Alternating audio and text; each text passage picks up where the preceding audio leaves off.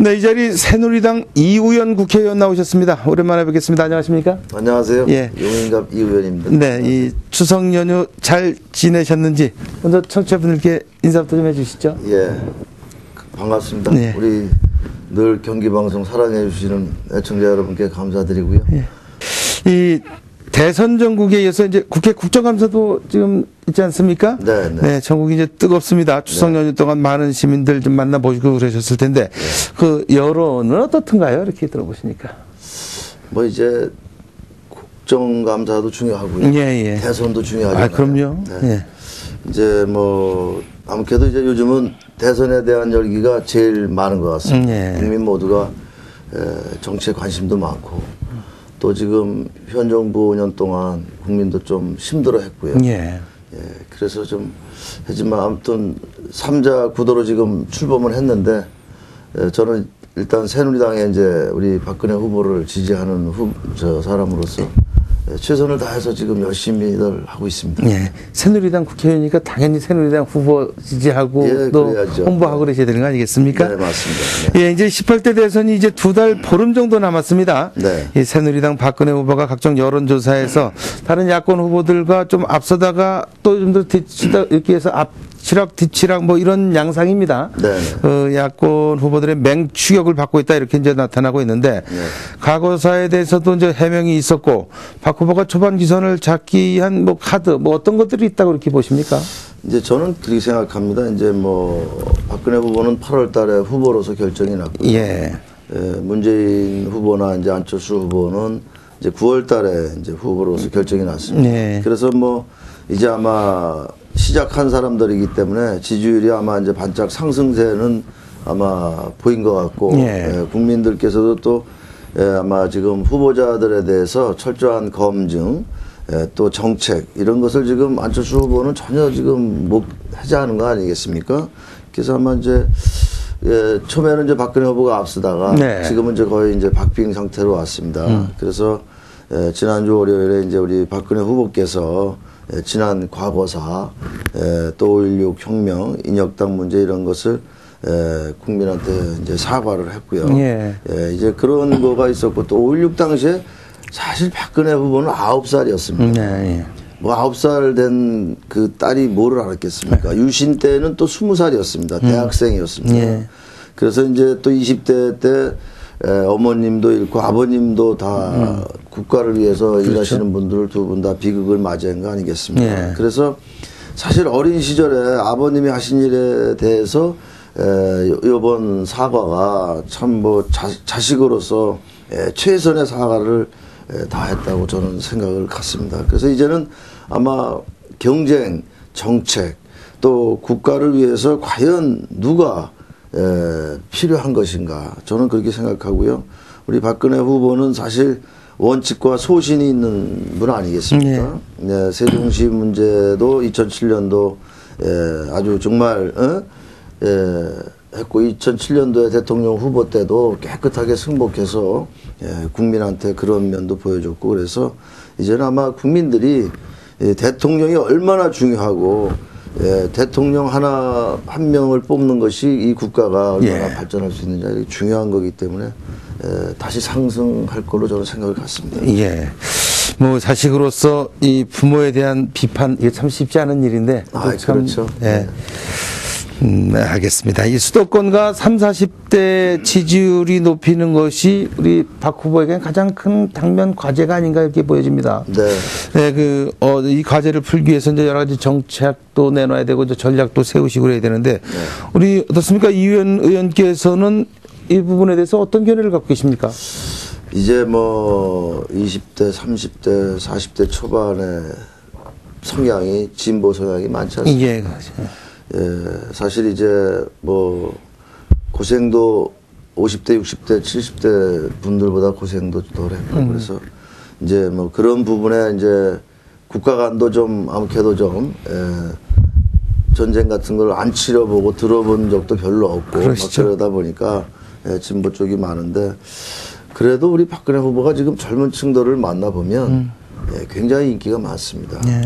이제 그 정치는 신뢰거든요. 정치인들의 신뢰와 믿음이 없기 때문에 지금 국민들이 지금 정치인들을 불신하고 지지율이 지금 10%대에서 머물러 있는 거 아니겠습니까? 그런데 박근혜 후보는 신뢰와 원칙을 강조했던 분이고 국민 대다수가 박근혜가 약속하면 지킨다.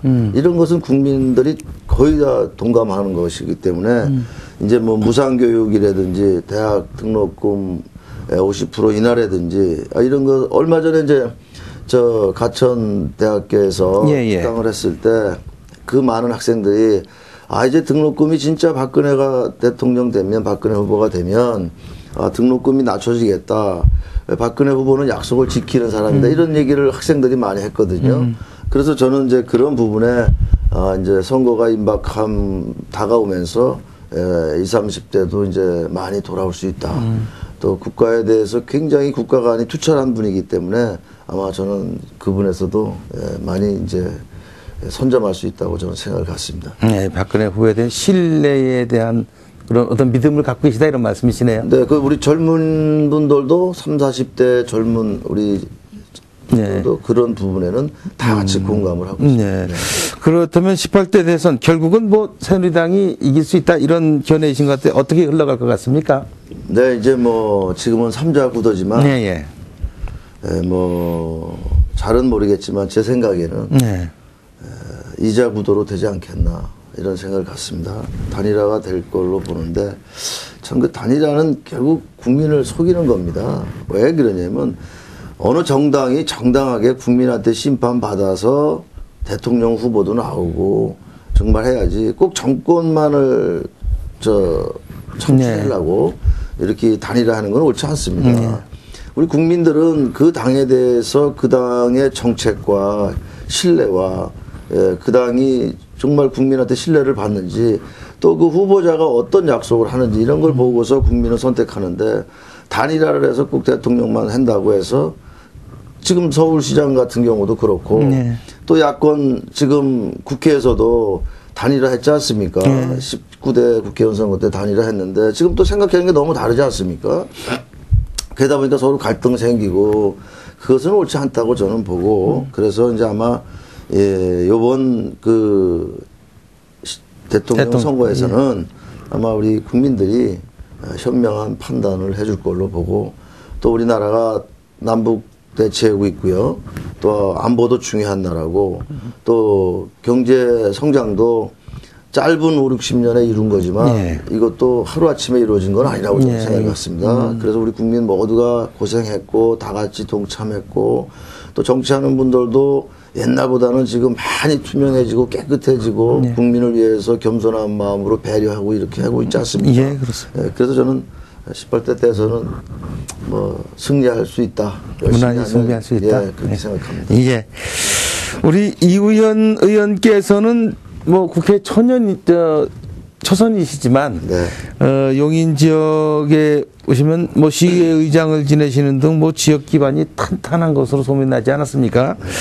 뭐 어차피 대선에서 지역구마다 한 표가 모여져야 대통령이 되는 건데. 네, 맞습니다. 예, 우선 대선 과정에서 우리 이우현 의원께서는 용인 지역에서 어떤 역할을 뭐 이렇게 고민하고 계신 게 있으십니까? 저는 뭐 제 선거 제가 이제 선거를 여러 번 치렀는데 똑같은 마음으로 선거를 치러야 된다고 생각했습니다.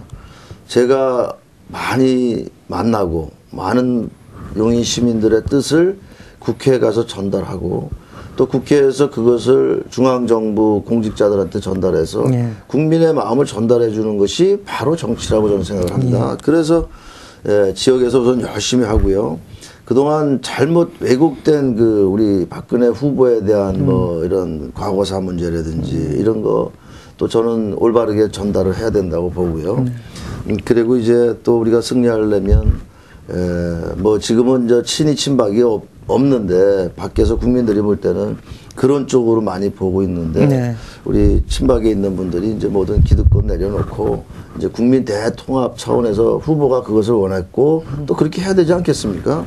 그래서 저는 지역에서는 하여간 제 선거운동 같이 열심히 해야 된다. 그리고 제가 국민생활체육 용인시 회장을 지금 10년째 맡고 있는데 그래서 이번에도 이제 국민생활체육이 이제 한 65개 단체가 됩니다.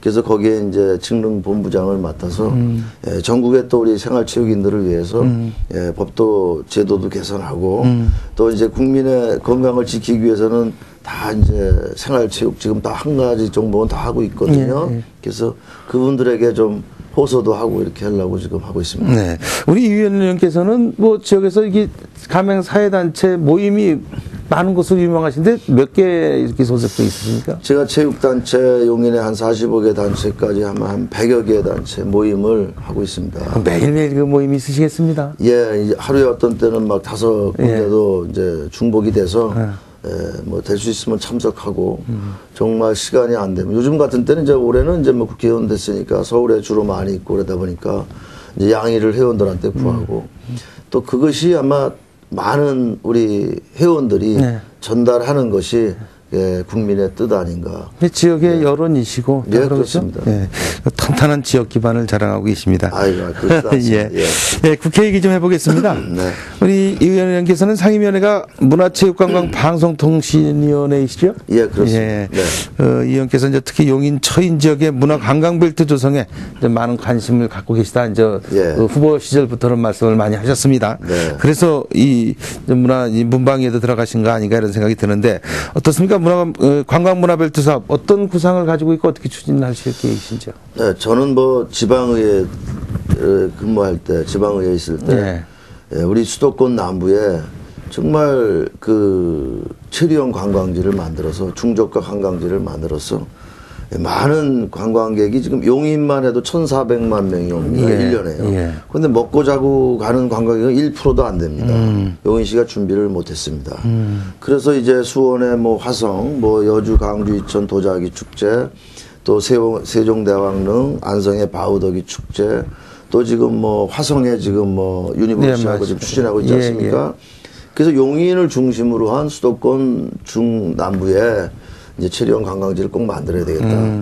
K-팝 공연장도 이런데 유치가 돼서 많은 관광객이 와서 K-팝 공연도 보고 또 와서 관광도 하고 이런 테마가 이루어질 때 우리나라가 지금 10년 동안 관광 적자였었거든요.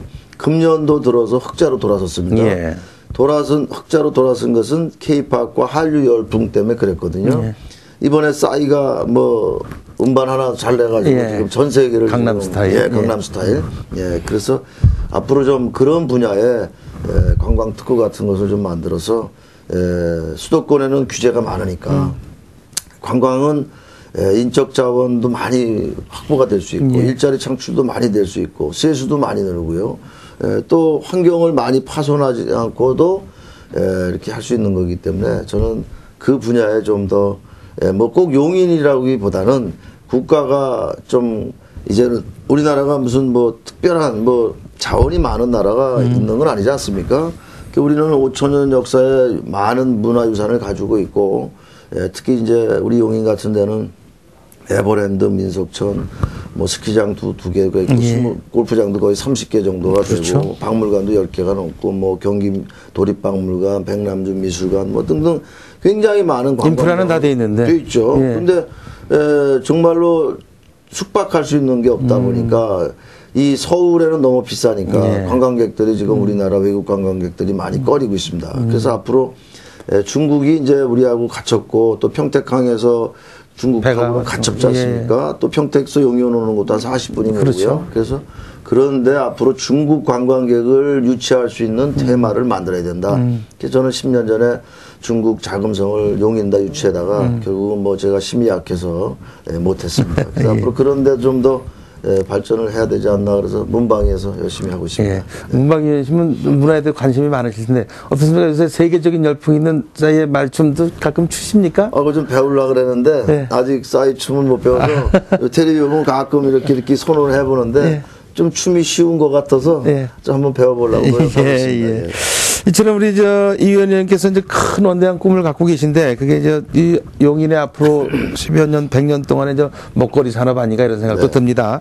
그렇지만 이 관광 문화벨트를 추진하려면 무엇보다도 재정 아니겠습니까? 맞습니다. 재원이 제일 그 문제인데 네. 사실 지금 용인시 재정에 대해서는 여러 가지 얘기들이 많이 나와서 이 지방비 사업으로는 어려울 것 같고 네. 국비 확보가 관건이 아닌가 이런 생각이 듭니다. 그렇다면 결국은 이현 의원님 이 어깨에 이제 이 무게가 실릴 수밖에 없는데 어떻습니까? 이 정부와 어떻게 협조가 좀 잘 돼가고 있습니까?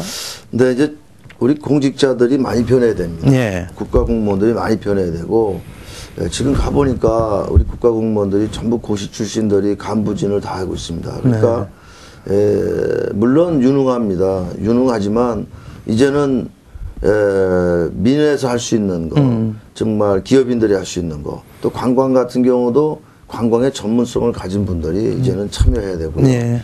이제 또 싸이가 지금 거의 우리나라 이 경쟁을 높일 수 있는 금액적으로 따지면 1조가 넘는 것을 많은 노래 한 곡으로다가 이렇게 전 세계에서 감동을 주지 않았습니까? 그래서 저는 지금 K-팝 공연장 같은 건 국가가 지방자치가 어느 정도 보조하고 국비를 갖다가 해서 이렇게 하면 아마 저는 충분하다고 보고요. 또 용인 같은 데는 기존의 인프라가 지금 잘 돼 있기 때문에 뭐 우리가 지방 우리 용인시에서는 도시계획 같은 것만 잘 바꿔주면 민간 투자자들이 얼마든지 와서 할 수 있다. 그래서 꼭 용인시 세수만 가지고 하려고 하는 것보다는 민간 자본이 많이 들어와야 된다. 뭐든지 국가는 세금만 가지고 하려고 하는 것은 좀 안 된다. 민간 자원에서 할 수 있는 것을 행정적으로 많이 도와주고 또 그 행정의 규제 완화를 좀 많이 해주고 이런 것이 아마 우리나라 경제에 더 발전할 수 있다. 저는 그렇게 생각합니다. 근데 이 규제 완화라는 게 규제를 갖고 있는 규제 그 권한이 중앙정부에 있지 않습니까? 그렇죠. 예. 그게 이제 협조가 어느 정도 되느냐 하는 게 가장 큰 관건이겠네요. 예, 그래서 저는 이제 요즘에 이제 문방위에서도 우리 공직자들한테 바뀌어야 된다. 그리고 중국 같은 데는 인허가가 한 달, 두 달이면 다 되는데 우리나라는 뭐 지방자치에서 6개월, 경기도에서 6개월, 중앙정부에서 1년 이러다 보면 다른 데는 벌써 물건 생산이 나오는데 6개월이면 우리나라는 2년, 3년 가야 그때 시작하니까 뭐 운동선수로 보면 훈련에 힘 다 빠지고 본선 게임에 가서는 지쳐가지고 못 뛰는 격이거든요. 그래서 그런 것은 좀 제도가 개선돼야 되고 우리 공직자들이 바뀌어야 된다. 저는 그렇게 생각합니다. 네, 우리 이현 의원님께서 생각하시는 게 모두 좀 잘 이루어졌으면 하는 바람입니다. 네, 그렇게 좀 노력해야죠. 이제 문방위 소속의 경기 지역 의원이시기 때문에 한 가지 좀 더 여쭙겠습니다. 이게 언론과 관련 얘기인데 지역 신문, 지역 방송 이런 그 중앙 정부나 또 국회 차원에서 이들 지역 언론을 살리기 위한 노력들을 많이 하고 계시는데 이런 어떻습니까? 지역 언론 활성화를 위해서 우리 이현 의원께서는 어떤 노력을 고민하고 계십니까? 저도 이제 사실 이제 문방위에 가 보니까 이제 중앙방송과 지역방송과 이렇게 약간 구분되어 있는 부분도 있습니다. 그래서 먼저 아마 경기방송 같은 경우도 민영 랩으로 돼 있다가 이번에 공영 랩으로 됐죠. 예, 그렇습니다. 이건 잘 됐다고 저는 생각하는데 뭐 방송 측에서는 어떤지 모르겠습니다. 그래서 굉장히 중요합니다. 이제는 지역방송과 지역신문들 또 지금 어렵지 않습니까? 이게 모든 게 중앙에 집중되어 있다 보니까 이제는 그 나라가 잘 살려면 지방자치가 활성화돼야 됩니다.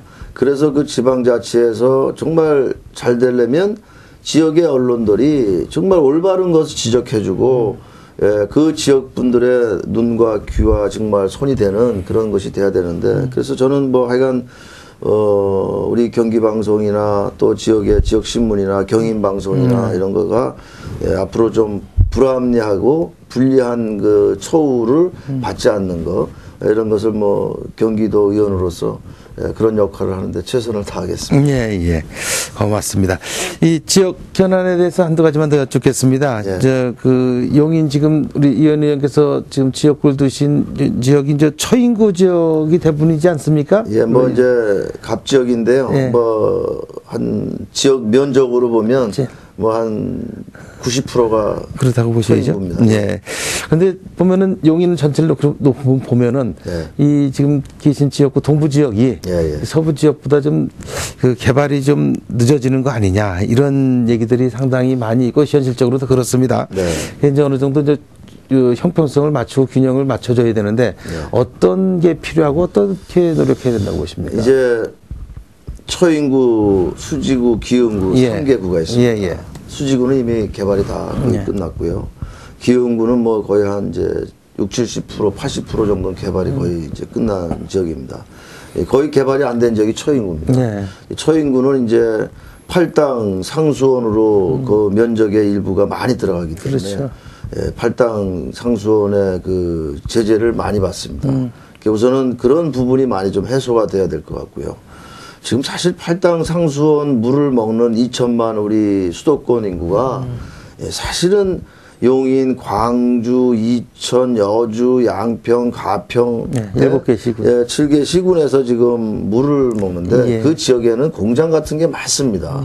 그게 어떻게 보면 상급수 물을 1급수로 정화해서 먹는 거거든요. 그러다 보니까 그 물 먹지 않지 않습니까? 다 정수기 먹고 또 생수 먹어서 이제는 그런 부분도 아마 이번 국가의 대통령 후보자들은 깨끗한 물 지금 뭐 소양댐이나 춘천댐이나 하천댐이나 2급수 물이 지금 내려오고 있지 않습니까? 오히려 그런 데는 뭐 개발도 안 됐고 거기다가 지원을 많이 해줘서 이제는 우리 수도권에 먹는 2천만 명 넘게 먹는 물을 깨끗한 물을 제공해야 되겠다. 이것이 제 생각이고요.